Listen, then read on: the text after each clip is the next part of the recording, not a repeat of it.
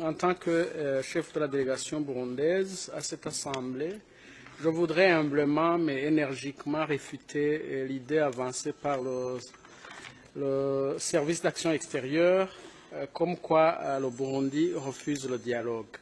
Le gouvernement a mis en place une commission nationale de dialogue inter-burundais qui est déjà à l'œuvre sur toutes les questions qui intéressent les Burundais. Le Burundi s'est engagé à participer à la médiation organisée par l'East African Community avec la facilitation du président ougandais Yoweri Kaguta Museveni.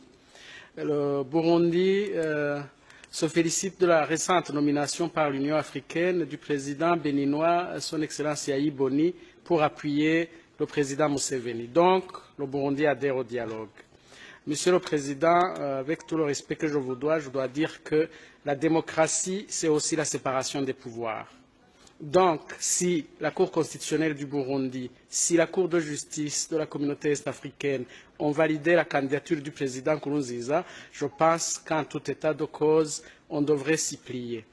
Je dois dire aussi que la démocratie, c'est aussi le bannissement des coups d'État. Depuis que je suis ici, j'ai l'impression qu'au niveau de l'Union européenne, les auteurs du coup d'État burundais ont bonne presse, j'ai l'impression.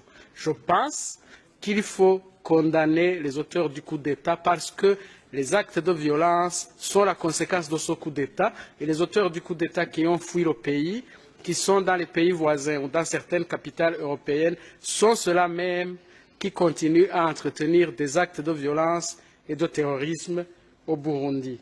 Concernant la situation réelle qui prévaut aujourd'hui, je voudrais inviter des parlementaires des pays ACP et des parlementaires du Parlement européen à venir au Burundi pour se rendre compte par eux-mêmes de la situation réelle qui prévaut au Burundi. Je vous remercie.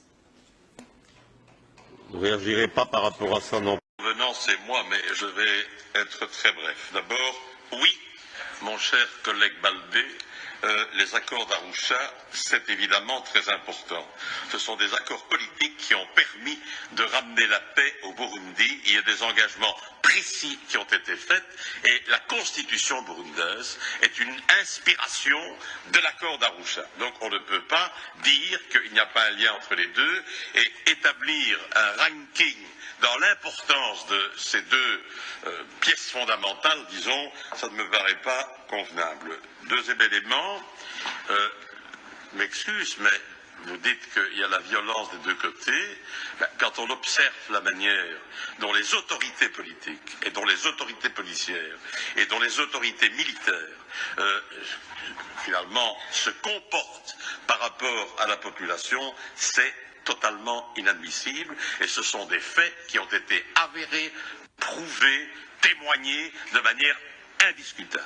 Donc, vous pouvez évidemment considérer qu'il faut aller vers le business as usual, c'est-à-dire on triche avec la Constitution, on méconnaît l'accord d'Arusha, et je voudrais dire que l'accord d'Arusha est important. Pourquoi? Parce que c'est un accord qui a réussi à mettre à plat et à régler un problème gravissime, qui était un risque de génocide, puisque c'était un problème fondé sur l'ethnicité.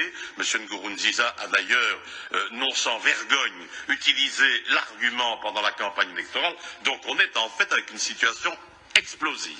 Moi, je n'ai absolument rien, évidemment, contre les autorités a priori. Mais dans ce cas de figure-ci, je pense que c'est vraiment inadmissible de taire notre réaction par rapport à ça. Taire notre réaction par rapport à ça, c'est dans une certaine mesure être complice de ce qui est aujourd'hui une dérive autocratique, voire despotique. C'est ça la réalité, elle n'est pas différente. Donc, voilà, je ne vais pas être plus long, je ne peux pas être d'accord du tout avec ce business as usual.